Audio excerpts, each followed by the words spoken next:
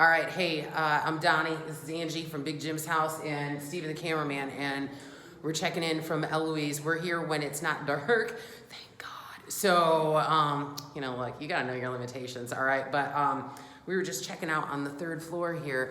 Then apparently the county used part of the building, but the third floor is where they stopped using it. So you can see this chair is like from back in the day, and we've been going through the rooms that the residents stayed in are just so small and have these doors, like literally they had key lights on the outside, so somebody clicks your lights on, somebody clicks your lights off, but you don't decide when you're going to bed.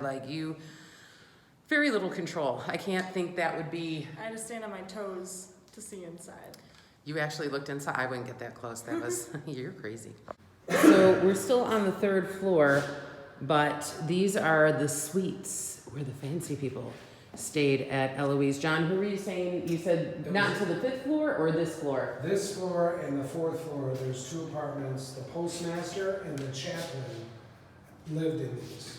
I found the floors really super interesting because I was commenting to John about think about it, what great shape these floors are in. Like, they look like they just need to be sanded and stained and they're good to go. And this is part of how you can tell when this building was built. Look at this, 1-inch boards, not 3 inches like you would see standard today. It's just 1 inch and they are tight. It's amazing craftsmanship. All right, I didn't know if we'd make it or not, but I gotta tell you, John, I didn't think I was making it past the third floor. I really didn't. I was like, so if I want to stop before we get to the top, can we do that? And John literally said to me, you're one of those. I was like, I am one of those. We are at Eloise Asylum now on the roof. And as we have talked about in other videos, Eloise, it used to be more than 70 buildings. So only, how many of these are remaining now, John? So there's only 5 remaining buildings. 5 remaining buildings.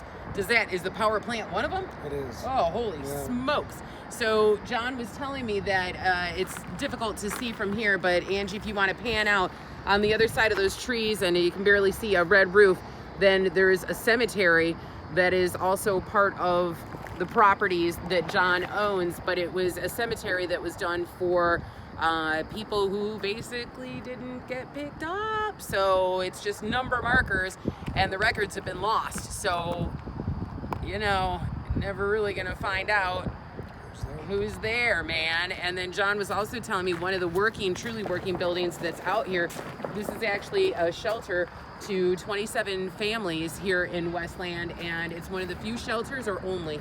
It's the only shelter in Michigan that lets mom and dad stay together. It's the only shelter in Michigan that lets mom and dad, if they're married, stay together along with the kids, and also they don't kick them out first thing in the morning and say, see you when the lights are on. They actually let these families stay here and have a sense of normalcy. They've got a playground, it's pretty nice. Now, back in the original historic days of Eloise, there was so much land and so many buildings that a lot of this, it also included farmland. So they were able to grow their own produce. They even had tobacco fields here and grew their own tobacco. So back in the day, it was all about self-sustaining. There wasn't a Kroger or a Meijer you could go to, man. You had to grow your own stuff, and that's exactly what they did. And I'm sure cattle farming as well, because you gotta have some meat. This place is just amazing and huge, and it's hard to believe that at one point in history it was so all-consuming, and in the name of mental health. I mean, again, I would like to think that this place started out with good intentions, but I think it just grew beyond its size, and then in the 60s, when economic times turned tough, the funding wasn't here, and that's when things really started going downhill for Eloise.